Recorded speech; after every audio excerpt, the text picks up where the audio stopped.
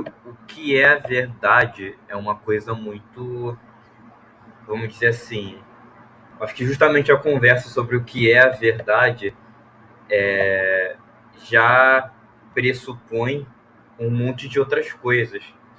Então, você não pode falar sobre o que é verdade sem, sei lá, sem vir um monte de outras questões. Acho que uma das questões menos simples de se resolver. Porque, assim, para o empirista, a verdade vai ser uma coisa, para o teólogo, a verdade vai ser outra coisa, para um cara que se, de novo, para um cara que se baseia só na lógica, a verdade já vai ser uma coisa só, para um cara que só acredita em evidência, só acredita em teste, para ele a verdade vai ser outra.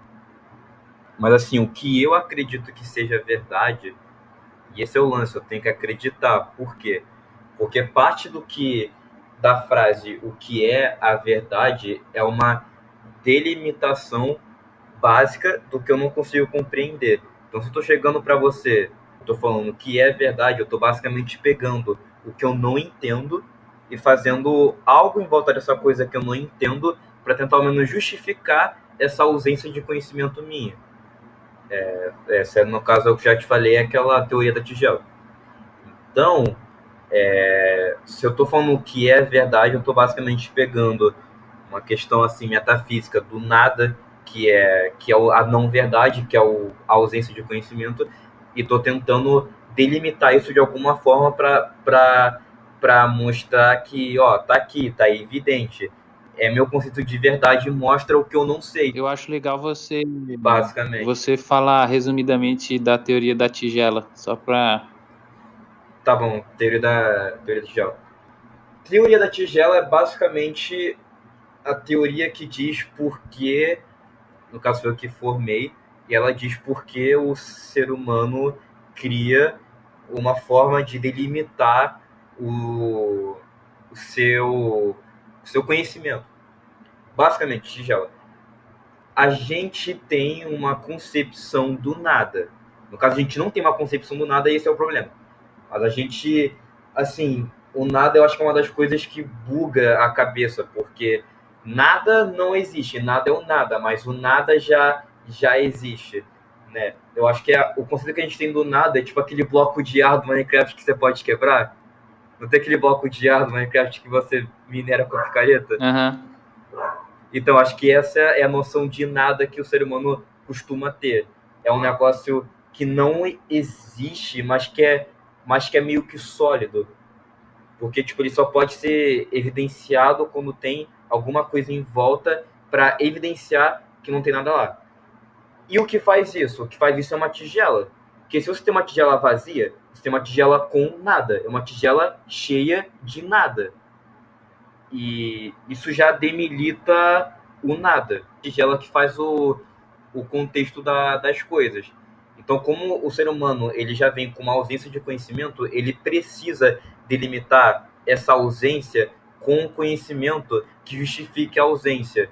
Então, tipo, existe nada aqui porque tem uma tigela em volta, mas podia ser uma tigela de outro formato, ou de outro tamanho, ou de outra cor. Podia ser uma tigela amarela, uma tigela azul Certo. e tudo mais. E o que são as tigelas? As tigelas são é, ideologias, Certo. crenças, opiniões, é basicamente tudo que basicamente diga, eu estou falando agora do que eu sei, porque eu quero te falar, eu quero demonstrar o que eu não sei. Não, Então, por exemplo, a eu tigela do entendi. cientista é É, evidência, é evidência empírica. Por quê? Porque ele fala, o que eu não sei é o que não tem evidência empírica ainda. Basicamente, essa é a tigela.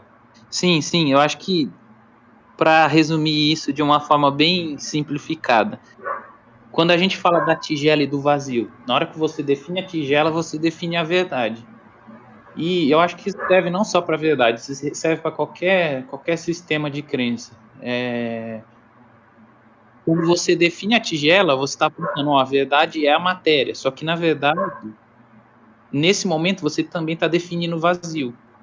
Então, a Aham, pergunta sim. certa não é o que é a verdade só, mas também o que é a mentira, né? O que é o vazio? porque você só consegue diferenciar a matéria do vazio dessa forma, né? Exatamente. E aí que entra o que eu acho que é, vamos dizer assim, a porcelana da tigela. Tipo, o que é o material da tigela? Eu acho que o que constitui a tigela são experiências pessoais. Eu acho que é impossível você ter um pensamento filosófico sem a sua própria vida estar no meio. Não tem como você pensar filosoficamente sem, sem, sem a sua própria experiência como indivíduo estar no meio, porque basicamente o que eu vejo filosofia sendo é uma série de opiniões com fundamento. Por que opiniões com fundamento? Porque opinião é aquilo que eu acredito sem uma evidência. Tipo assim, é aquilo que eu acredito porque é simplesmente conveniente para mim acreditar naquilo. É tipo, aquilo que faz mais sentido para mim. Então, por exemplo, na minha opinião, um biscoito Oreo é gostoso. Isso é só o que eu sinto, o que eu experiencio, são minhas papilas gustativas. Sou eu, sei lá, quando era criança eu comia Oreo, então eu tenho apego emocional por Oreo. Sei lá, eu tenho Questão de uma série de perspectiva. justificativas. Oi? Questão de perspectiva, porque se você é o Exato, centro, é a sua exato. perspectiva. E partindo desse pressuposto de emoção, é daí que eu começo a raciocinar no porquê Oreo é gostoso. E daí eu meio que já. Não eu, falando figurativamente. Que aí que a pessoa, o filósofo, começa a montar a sua regra de mundo. Porque já que ele sabe que Oreo é gostoso, ele vai delimitar o vazio. Ele vai falar do que não é gostoso. E vai falar do que não é gostoso para exemplificar por que Oreo é gostoso. E daí cria-se a tigela. E basicamente é essa noção de que, tipo, a gente nunca tá ausente de uma visão enviesada sobre qualquer assunto. E até a visão não enviesada vai ter viés, porque o que a pessoa que cria essa tigela quer fazer é que, como essa pessoa só conhece a sua própria existência, vai ser óbvio que para essa pessoa a sua existência vai ser a mais valiosa e a mais verdadeira, porque foi a que ele sentiu. Então vai ser óbvio que ele vai falar que o biscoito Oreo é verdadeiro, porque ele sabe mais do que ninguém que o biscoito Oreo é o mais gostoso, porque foi ele que sentiu isso. Então, basicamente, quando você delimita uma verdade, você está meio que literalmente falando: a minha existência é mais valiosa que a dos outros. As minhas experiências são mais reais que a experiência dos outros. Mas não é de um jeito objetivo. É assim, tipo, isso é literalmente só o que eu sei. Então eu vou partir desse pressuposto. Porque eu não consigo saber como é a vida de outra pessoa. Isso é algo impossível. Nem na maior empatia do mundo, na maior introspectiva do mundo. Não consigo fazer isso. Sim, mas o que a gente consegue fazer, a gente consegue, falando no exemplo da tigela, a gente consegue expandir a tigela, né? A gente consegue Sim, sim. aumentar o alcance da nossa consciência. Então, por mais que a gente não chegue na tigela universal, a tigela absoluta que vai Tigela englobar de ouro. todas as opiniões, a gente consegue ir expandindo o limite da nossa, através da perspectiva dos outros também. E eu acho que só como observação, a gente tem todas as visões, essa questão do viés e tudo mais, mas eu também acho que parte do objetivo da filosofia, da religião, até da ciência um pouco também, todo mundo quer meio que descobrir o material básico, ou os princípios básicos de construção da realidade, né? Sim. E aí a gente tem alguns conceitos que são trazidos, tipo a questão da polaridade, por exemplo, quando você fala da tigela e do vazio. Isso já é um princípio que é usado para guiar muito nas ciências, na filosofia, e eu acho que esses princípios simples, né, de polaridade, de, vamos dizer, frequência, vibração das coisas, tudo que é energia tem ondas, a própria entropia também, eu acho que esses princípios bem básicos, eles meio que servem como ponto de encontro em comum para as tigelas. Mas, ao mesmo tempo que eles são simples, eles também têm repercussões incalculáveis na realidade inteira, né? Então você acha que tem como. Assim, sabe o que unifica as tigelas, resumidamente? É. São todas tigelas. Eu acho que só isso já. Eu acho que só o fato de ter um delimitante já define que todos vão ser delimitantes. Eu acho que a questão, o ato, o verbo delimitar já conecta tudo que delimita. Porque não tem como se delimitar de outro jeito. Então acho que em nível fundamental, seguindo essa teoria, tudo o que vai ligar esses pontos vai ser a própria tigela. Porque Então não a podia ser outra verdade, coisa. então a verdade é a soma das consciências da humanidade inteira. Talvez. Mas aí, tipo. Mas assim, não ia ter. Não ia ter. Assim, a gente pode pensar nisso, mas isso não tem utilidade pra gente. Porque, tipo assim, quem é que vai poder. Quem é que vai poder saber da soma das consciências todas? E, tipo, vamos dizer que figurativamente Deus, sabe? Da soma de todas as consciências. Ele vai saber. Nem pra ele, vamos dizer assim, considerando que ele sabe de tudo, nem pra ele isso ia ser algo relevante, porque ele ia estar vendo as coisas por fora. Eu estou usando, no caso, uma Não, figura. No caso, a questão que essa ideia chega é em nível de consciência, vamos dizer. Se você tem essa consciência de que você precisa dessa soma para chegar na unidade total, isso já muda completamente a sua perspectiva sobre o que é verdade, como lidar com a verdade e o que realmente significa as divergências de opinião e de perspectiva, então, né? você acha que a pessoa, para conseguir a verdade, ela tem que ver o máximo de ponto de vista possível e conciliar esses pontos de vista? Eu acho que o que a gente está definindo como verdade está chegando quase, eu acho, na minha cabeça está batendo perto do conceito de perfeição. E já é uma coisa que eu não acho que alguém tem que tentar fazer, sabe? Sei. Eu acho que as pessoas meio que otimizam a tigela delas, não que elas tenham como objetivo final englobar todas as É, tigelas. Eu acho eu que acho que a pessoa, inclusive a pessoa que quer englobar a tigela, está meio que basicamente fortificando a própria tigela. Então, a pessoa não está sendo muito altruísta. No caso, acho que acaba sendo muito individual, certo? é, sim, E tem aquela questão também, quanto maior a tigela fica, mais você vê o quanto você não sabe também. Tem essa questão. é, Parece que a tigela eu, só evidencia aquele vazio, tipo, aquele pedaço de informação que está faltando.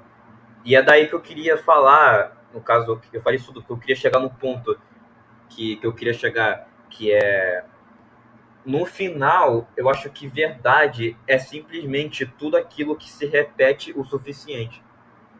Então, qualquer coisa que se repete o suficiente é verdade. Por exemplo, uma uhum, árvore. Uma árvore. Se você repetidamente vê uma árvore com folhas verdes repetidamente, você logo vai concluir que toda árvore tem folha verde. Isso não é verdade. Mas, por frequência e por, vamos dizer assim, é quase uma habitualidade, uma preguiça quase, você você fala, é verdade que as árvores têm folhas verdes. Por quê? Porque essa é a frequência do que eu vejo as coisas.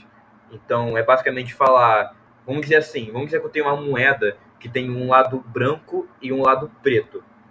E por algum motivo misterioso, essa moeda só pode jogar o lado branco 99,99999% das vezes. Tipo, tem uma chance ridícula dessa moeda jogar o lado preto. E vamos fingir que a gente não sabe do lado preto. Ela não se evidenciou.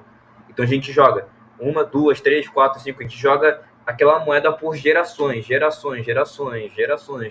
E tipo, o mundo acaba, a gente não sabe que tinha aquela chance de 1%, de 0,0001% da moeda virar pro preto.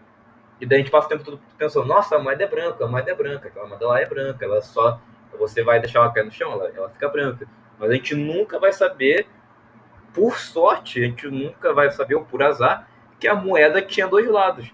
E a gente assumiu aquilo virou realidade concreta, porque a gente não sabia.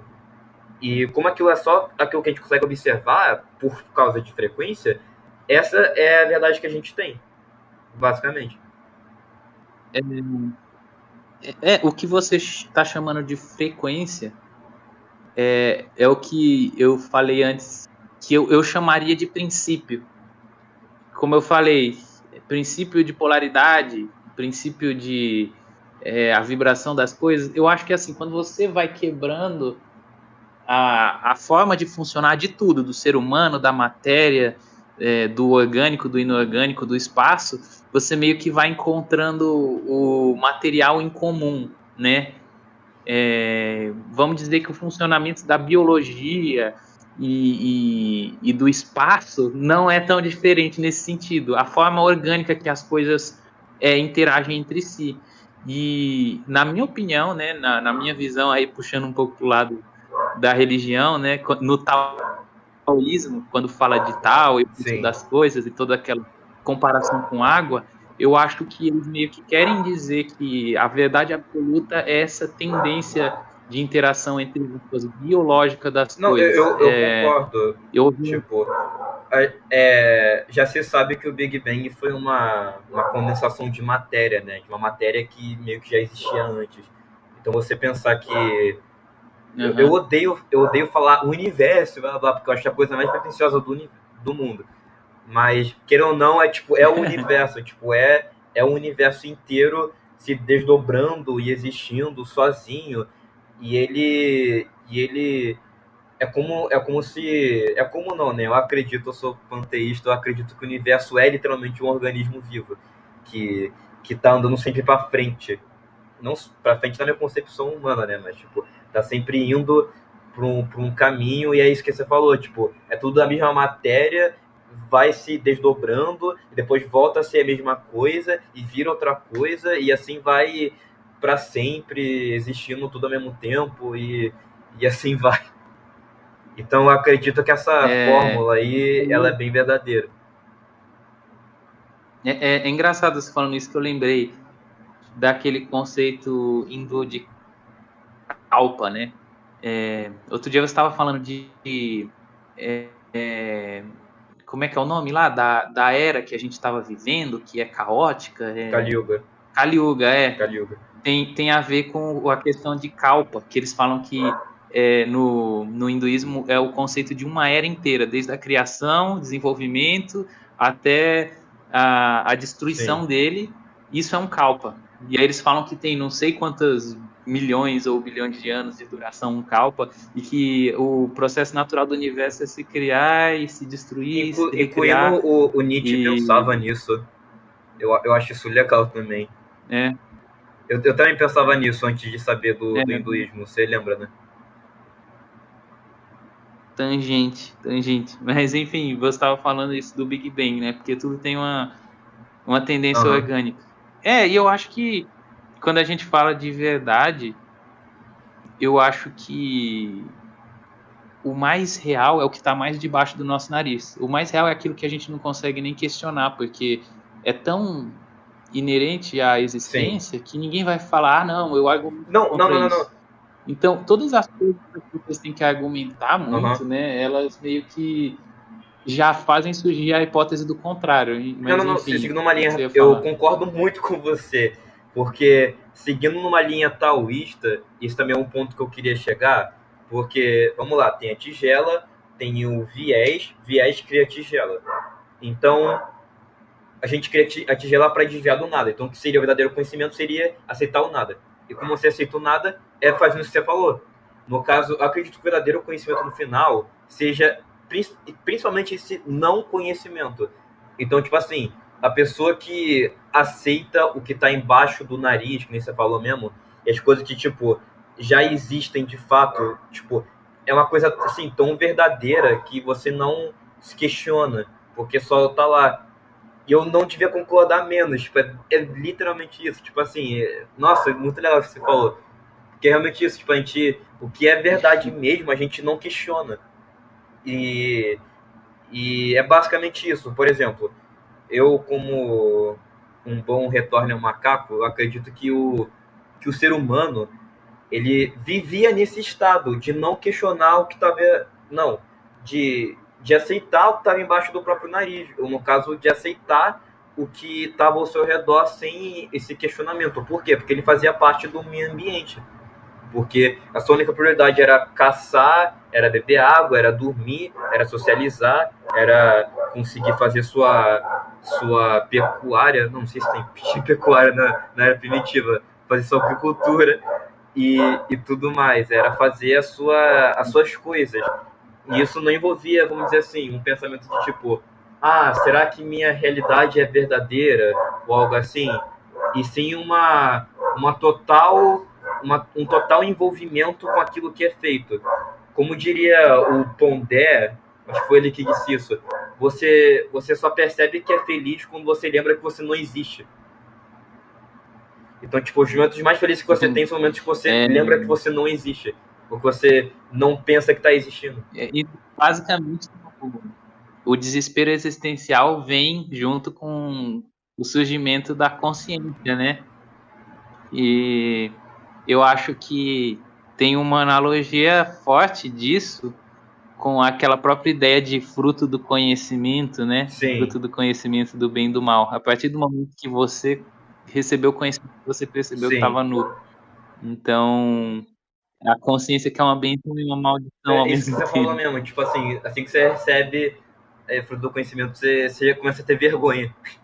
Você começa a ter vergonha, você começa a ser autoconsciente mesmo.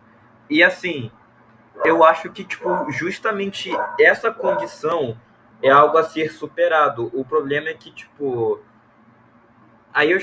isso já entra em vários outros 500, mas, tipo assim, eu diria que principalmente hoje em dia é muito mais difícil se levar dessa condição para a gente viver em sociedade. Uma sociedade que instiga cada vez mais e que pede cada vez mais a consciência. Assim, eu acho que, tipo, a consciência, como chegou e como transformou, é um fator natural, mas que devia ser superado. Superado como? Porque eu tenho consciência. Eu tenho consciência para conseguir sobreviver melhor, sobreviver mais, caçar mais, me alimentar mais, plantar, tudo mais, socializar. Então, quando você, de novo, aquilo que você falou, quando você percebe o que é muito básico e intrínseco na vida, você começa a não ficar mais com esse desespero. Por quê? Porque o desespero é justamente uma tentativa de evitar o desespero. O ser humano, ele é um bicho ansioso, ele é um bicho completamente ansioso, que não vai deixar de... Eu tenho uma hipótese sobre isso, cara.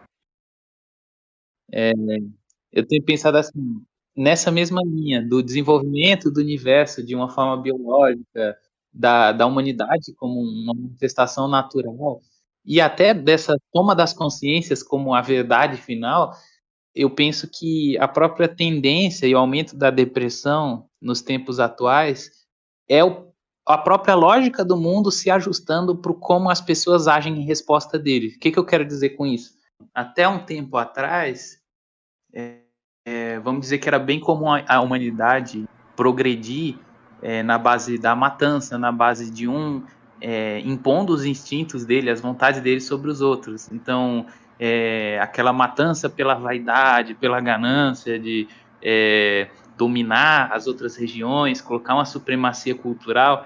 Mas eu acho que depois que globalizou e meio que foi aumentando essa consciência de unificação das consciências, a depressão começou a progredir mais, porque é como se a pessoa não precisasse mais morrer fisicamente, não precisasse ter uma chacina física para a consciência da humanidade como um todo mudar. Hoje é como se as pessoas estivessem antes morrendo mentalmente, dentro da própria cabeça delas. Elas pedem a morte antes de a morte de fato vir sobre elas.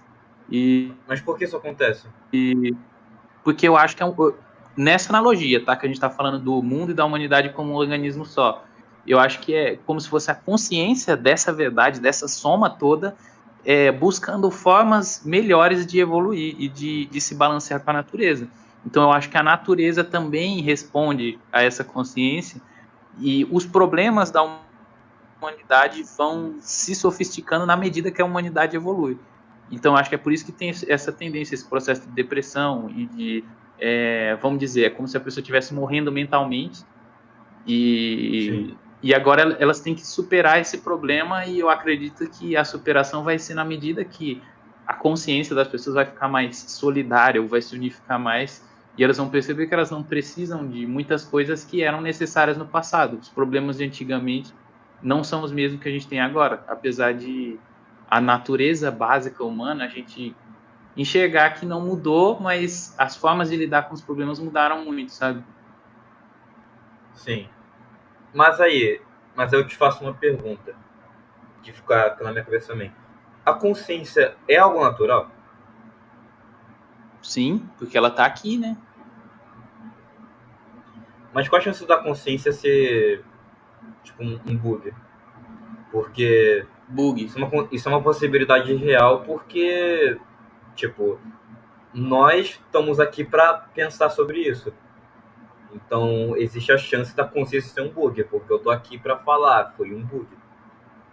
Qual que você acha que é a chance da consciência ter sido um erro da natureza? Então, na minha visão, nessa linha da teoria orgânica das coisas, eu acho que não tem como ter esse tipo de bug, esse tipo de erro, porque de certa forma eu acho que tudo que vai desdobrando a partir dessa verdade, dessa consciência única, é ela mesma fazendo sentido de si. Então a gente está falando disso agora, sim. é um desdobramento, uma evolução natural dela tentando fazer sentido de si mesma, sabe? Você acha que tipo a consciência é literalmente a natureza em si sendo consciente de si própria? Eu acho que uma coisa não exclui a outra. Caralho. Sem nem o que falar. Cara. E eu diria que faz sentido. É como você falou, é tudo questão de perspectiva, e na perspectiva de um ser humano consciente, a gente só consegue criar a tigela ao redor disso. E no caso, a tigela. Pois é. A tigela é a própria consciência, né? É o que a gente usa para fazer a tigela. Sim. Nossa, que louco. Pior que faz sentido, porque, tipo assim. Assim, faz sentido, mas para algumas pessoas não faz. Porque. Para mim faz sentido, porque eu acho que o ser humano ele é intrínseco natural. Ele faz parte da natureza. Então, isso que você falou, tipo, a consciência é literalmente uma transmutação da vontade metafísica da natureza se manifestando no ser humano para ser consciente de si próprio, é algo verdadeiro. Mas tem gente que diz que a consciência é o que separa você da natureza. É justamente o que separa você da natureza. Então, como lidar com esse pensamento? Eu acho que esse é um pensamento de alguém que tem uma visão mais antropocêntrica, né? O ser humano está aqui para dominar a matéria e não nessa visão que eu te falei, do ser humano como desdobramento natural biológico do mundo, vamos dizer. Sim. Então isso é tipo um ponto de vista mesmo. É um ponto de vista meio que nós estamos contra eles. E eu não acho que é de todo errado. Teve até um vídeo lá que você me passou. Como é que é o nome lá do Patolino? Slavoj Zizek. Esse aí. Ele estava falando alguma coisa sobre quando, acho que era o ditador da China, tinha declarado lá em um artigo de jornal, falando que se um meteoro chegasse aqui, se surgisse uma cratera gigantesca perfurando a China e destruindo a nação, isso não ia fazer diferença nenhuma, isso não ia mudar o grau de grandeza do meu império ou dos outros seres humanos. Ele meio que estava falando, no grande esquema das coisas, a China não é nada, então não faz diferença se a humanidade for destruída. E aí, esse cara aí, que eu não consigo falar o nome, ele falou... ele falou assim, mas é claro que não, porque se você está aqui hoje, você tem essa nacionalidade, o seu dever, sua obrigação moral é prezar por ela sobre o sistema que você está. Então, você vê aí uma motivação um pouco mais antropocêntrica e que faz sentido, mas ele está usando para moldar esse pensamento dele a base moral. E, por Sim, outro lado, eu tô puxando mais para um outro lado, né? Esse lado biológico, mas como se fosse um desdobramento natural que a gente não precisa dessa vontade consciente de se sobrepor. Mas ela sim. também, eu entendo ela como um desdobramento natural. O desenvolvimento da moral é natural também. Então, Aham, não dá para a gente falar a opinião dele está errada, porque a opinião dele também é uma tigela que faz parte dessa consciência toda, né? sim. Tipo assim, é, eu acho legal o Cessador de Lavage porque ele falou algo sobre os seres humanos que eu acho que combina um pouco com isso, né? Que ele falou, tipo assim, as pessoas ficam tipo, o ser humano tá acabando com o planeta, o ser humano tá destruindo o planeta, blá blá, o que é 100% verdade. Mas ele diz que, tipo, os efeitos que a gente tá causando pro planeta não são literalmente nada no grande esquema das coisas. Porque a gente tá aqui, a gente viveu menos que os dinossauros, eu acho. Tipo, a gente tá aqui faz pouco tempo. E, tipo, a gente vai matar intérpretes do planeta só para ele se recuperar numa boa. E, na verdade, isso me faz pensar que talvez o ser humano não esteja tão acima assim. Na verdade, ele tá bem à mercê, porque, tipo, o que é a gente, sendo que assim que a gente for embora, a casa vai voltar a se arrumar sozinha. Tipo, É, é. não tem, não tem nem o que pensar direito, sabe? Tipo, eu acho que a gente pensa que a natureza tá à mercê da gente, mas é a gente que tá à mercê da natureza. Porque assim que a gente for embora, acabou, pronto, sabe? Não tem o que fazer. A natureza não vai Mas, ficar, tipo, doída. Não vai ficar. mas é daí que surge a importância dessas discussões morais, né? Eu acho que a moral, cara, em última instância, ela fala sobre preservar coisas que estão além do seu interesse próprio. Então, independente do seu benefício pessoal, você vai fazer tal coisa, porque é o certo, é o moral, moralmente correto. E eu acho que quando o Slavovsky fala de moral, ele está falando disso. A gente precisa priorizar a existência humana, até essa questão de ateu cristão, né? Ele se diz um ateu cristão, e eu acredito que é nesse preceito, de a gente precisa Sim. desse código de conduta, a gente precisa dessa moral para que a existência humana continue sendo priorizada. É, no E ele caso. tem importante essa priorização. Então, é uma É, via, né? Caminho que dá para no seguir. caso, o ateísmo cristão dos Lavós, ele é bem complicado, mas ele também é uma forma de teologia. Na verdade, é engraçado que os Lavós, ele é muito fã de teologia, então, tipo assim, não é um literal ateísmo, é literalmente só uma forma diferente de interpretar, porque o que ele diz é que, tu já sabe, né? O que eu vi dele foi o que você me passou, mas dá uma É, resumida assim, aí que é bom. não, é legal, a visão que ele tem é bem única, que é tipo, ele acredita que a humanidade é tão ruim, que o sofrimento ele é tão pertinente, que até mesmo Deus, ele é ateu, porque, tipo, quando Jesus Cristo estava na cruz, ele falou, Father, why have you forsaken me? Tipo, Deus, por que me abandonaste?